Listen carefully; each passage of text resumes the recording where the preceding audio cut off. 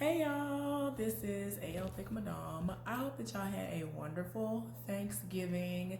Whether you celebrate it or not, I just like certain foods during that time. Um, so yeah. And if I can, I like to spend time with my family. I was not able to go home this year, but hopefully I'll be able to go within the next few months. Very much so, hopefully before my birthday. I want to kind of pop in without them even knowing. That's my plan. And none of them know about this page. So, to my knowledge, they don't. They haven't said anything. They would say something if they knew. But I'm hopeful that I will be able to go home, even if it's for like a little drive-by, as I like to call it. Um, but yeah, I enjoyed myself. I cooked, and I had to work later on that night, but it was well worth it. It was just 5 hours. It wasn't that bad. I could have did 8 if I wanted to, but my designated shift is for 5 hours. I didn't call out or any of that other stuff. I've been blessed, y'all. I have really been blessed. I have gone through a lot, and I know it might not show in this moment, but I have gone through a lot. A whole lot. Like, if y'all knew what has been going on just within the last 2 weeks, you'll be like, how are you smiling? How? How are you smiling? Like, y'all do not know. I don't know if I will ever reveal what's been going on, but yeah. So y'all notice I've been talking.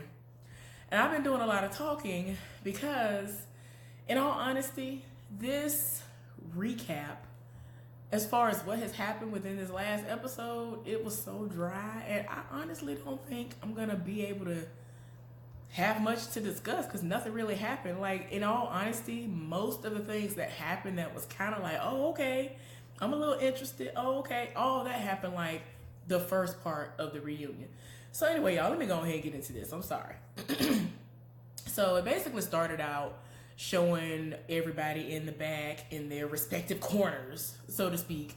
And Marcel was talking to his wife and her mama about how, he doesn't say anything in reference to the things that have been said about him because he feels like if you address it, that's you giving them power over you and all this other stuff. It's like I get it to a certain extent, but I'm the type of person that if somebody is lying on me, especially to that extent, no, you're not going to say I'm over here cheating when I'm not. No. I'm the type of person that if I can afford it, like if I'm ever able to afford something like that, because I've had somebody to try to accuse me of cheating when I have not. If I'm ever able to just flat out afford it just on a whim to get a lie detector test done, I would like to do that. Because you ain't gonna sit up. That's one of the main things I cannot stand is somebody to lie on me. You're not gonna lie on me. That will get me angry.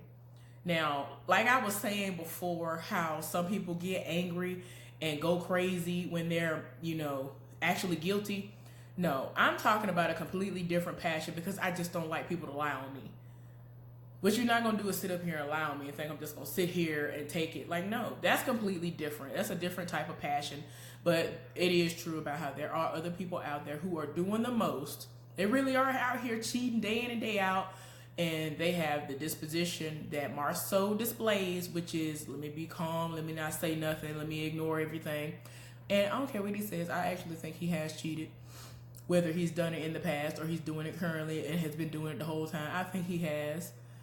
I don't care what nobody say. Or they are the typical person that is really loud and trying to deflect and make it seem like you're the one cheating when you're not.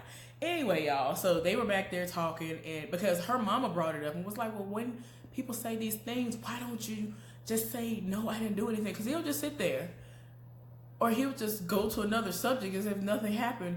And then his wife or whoever in the moment will be like, well, why aren't you ever defending yourself? And he's just like, why? Why should I? That's me giving them power over me. And I'm just like, you already know how fragile your wife is. Like, every single time somebody throws that particular dagger, it's like your wife gets hit and like staggers back. That's literally the look on her face, her reaction every time that particular rumor is put out there. So I'm just like, whatever. I get it, but no, you're doing too much, y'all. And the Holts are in their room, and Kimmy and Maurice are talking, and I think he was like, "Are you ready for round 2?" And she was like, "Yeah." And you know, Kiowa is gonna come out on this episode, y'all. I'm tired. So they ended up, you know, being done with the break. Everybody was called back on set, and Martell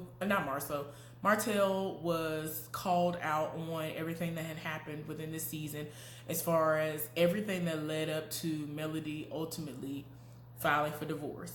And they played a clip of when all that stuff went down. We found out about the cheating, and I want to make sure I say her name without looking it up. Egypt, the host. She wanted to know, you know, what the status of their relationship was, and you know, is he actually done with the side woman? And they brought up the fact that he called the side woman a peasant, because that went viral, like that went crazy. That was trending. Like people were like, how dare you call her a peasant when she did all these things? You were there, a willing participant with her. So, you know, basically what does that mean that you are? Like, what are you then? Because you were right there with her. Because it's like in 1 minute, in one breath, you're like, my wife didn't do this for me. You didn't do these things I asked of you. And if she was just like, nah, you were going and getting those needs and wants fulfilled by the side chick. So it's like, how is she a peasant all of a sudden? Y'all, he tried to explain himself, and in my opinion, he just kept digging a deeper hole. And I was just like, why are you doing this, sir? Just stop. Don't even talk about it. Y'all, anyway, I don't even want to talk about him no more, but I can't. Like, he's one of the people, like, when he gets in his feelings and he's wrong, and if the woman is right, or especially if it's somebody who's not his wife, he has this thing where he doesn't want women to approach him about something. If you're going to bring something to him, have your husband or have your boyfriend or have some other man bring it to you, even if it's the truth. And I'm just like, if you don't get somewhere. Anyway, y'all, so a lot of stuff went down, and they brought out the mamas, and, you know, Melody's mama was like, you know, I couldn't believe all this stuff happened, because Melody did say that she came from a single parent household. Martell said he came from a single parent household. Then why would you go out and do these things that a woman like Melody would more than likely be like, I'm not going to put up with this, I'm gone. And now the kids are going to have to suffer. So, you know, his mama was like, you know, I'm down for whatever Melody want to do, because my son did not do right by her. I love my son, and I still support him or whatever, but, you know, wrong was wrong and right is right. I'm going to support her in whatever she want to do. And, you know, basically everybody was like, you know, I don't want this to go down that road. Hopefully they can come back from this. Y'all, they eventually brought out Letitia's mama, who, of course, is like the favorite mama. So she apparently went on live. She said that she didn't know she was live. She went on live, and she set it off on Martell, because Martell is the one who brought up the information about Marceau having 20-some girlfriends or whatever, all these women. And so she went off, she said some things and was like, how dare you? She basically said, how dare you say all this stuff trying to deflect when you are the one who all your dirty laundry is all out there in the open. So apparently what happened was, according to Letitia, which I don't fully 100% believe, she said that she knew nothing of the video. Only reason why she knew that a video existed was because there were people texting and calling her saying, girl, your mama did the most, and didn't know. Apparently all these people who called and texted her did not tell her what the context of any of what her mama said was what that was within the video. And she said, well, I never knew what was going on, but they told me that you need to tell your mama to take it down. So she made it seem like she didn't know nothing what was going on in the video, and that she told her mama to take the video down. Her mama quickly apologized for what was going on. Martell apparently like halfway accepted the apology, and Melody didn't accept it at all. And she's still on that, and she still doesn't accept her apology. And Martell was like, you know, I heard it or whatever, but the way that Melody and Martell brought it up, they were like, look, since that's your mama and your mama-in-law, and we supposed to be friends, y'all should have came and apologized to us, I guess, on her behalf and all this other stuff. And it's like, in a sense, I get what you're saying, but look, the horse itself came to you and said, I'm sorry. And now it's like you want blood from a turnip, because Martell in turn was like, look, he actually requested that Marceau creates a video apologizing, and he was just like, I didn't even know what was going on, and nowhere on earth ever in life am I gonna make a video and tell him I'm sorry for anything. It was just like, why? You ain't getting it. And so everybody was confused, like, why would he want a video apology? He was like, well, the mama put all this out there on video for millions of people to see, and so I feel like they should have put a video out apologizing for millions of people to see. And I'm just like, you doing too much. And it's like, this goes back to me saying before, Martell want too much. He wants you to get down on your hands and knees and say, yes, massa, just about, and thank you so much for everything. And then, oh my gosh, I think this might have happened in the beginning. Yeah, it did. When Melody and Martell were in their little room talking, they were like, I don't understand why Marceau and Letitia are acting like this. If we weren't friends, we would have done the things we did for them. When apparently Marceau had a job at a movie theater before he started doing the things that he does now. He lost his job in the movie theater. They didn't have a car. They had like 3 cars, and so they let them use their car free of charge and all this other stuff. And they were like, well, if we weren't friends, why would we do any of these things for them? Y'all excuse me. And I was just like, Lord, y'all doing a lot. Y'all doing a lot in your life. So that was just all that was going on with that. Like, it's back and forth. It don't seem like they're gonna really resolve anything as far as their friendships go. And eventually Kaiwa comes out, and so they just have Maurice, Kimmy, and Kaiwa on the stage, and they're trying to get Kaiwa to understand how much she has tried Kimmy for the entirety of she and Maurice's relationship, and now even into their marriage. And so Kaiwa is like, I haven't done anything. I don't understand what you're trying to say that I've said. I haven't said anything negative about you. And Kimmy's like, I haven't said anything negative about you. Like, what are you talking about? So she tried to make a point and was like, well, if you don't like me, then there's no way that you can like or love my son. And I'm like, there are plenty of people that I don't care for, but I adore their child because their child doesn't act like them. So it's like, what are you talking about? I feel like when situations like that are presented to me, I feel like one has nothing at all to do with the other. So what are you talking about? And he seems like a pleasant child. So I'm like, the energy that I keep hearing comes from you is nothing like what we get from the son when we've seen him. So I'm like, I don't understand what you're talking about. Y'all, Kimmy tried to tell her, and you kept coming at me sideways. You always rolling up. You always got something slick to say. What are you talking about? I've never said anything about you. Going back and forth. So then she was like, yes, you do. You always say stuff. You still say stuff to this day. And so she was like, I haven't said anything. Now, if you're talking about like 9-10 years ago, then okay, yeah, maybe. And so Kimmy's like, no, 2019, recently, you say stuff all the time. You still say negative things about me all the time. I was like, oh my gosh, y'all. And then she was like, oh, you talking about that text message? Okay. Like, she literally goes out of her way to tell Maurice stuff about her, like trying to read Kimmy.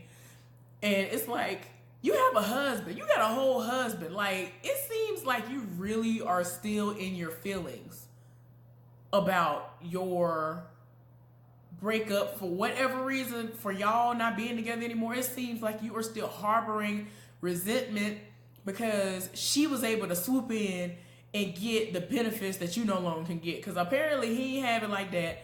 And now he's, you know, you see, when the show first came on, he was in school and working. He's going to have several different businesses and things going on. You know what I'm saying? On top of what he already got going on. Like, he's doing a whole lot. So I don't know if the financial aspect is what is coming into play in her mind. And she's like, I was there when he didn't have nothing. When, I ain't gonna lie, I've been in situations like that before. I've been there when this person had nothing. I've been there when people have had nothing. And then it was like, time to cheat. Yow! It's like, that's what people do. That's what people do sometimes. They will go ahead and do whatever they want to do, and you were there with them when they had nothing. Now, I don't know if that's what her situation is, but that's what it seems like. It seems like some kind of random bitterness going on, and I don't understand why. But Kimmy will literally tell her what was going on as to what she needs to apologize for so that they can move forward. And then she'll be like, I don't understand what I have to apologize for.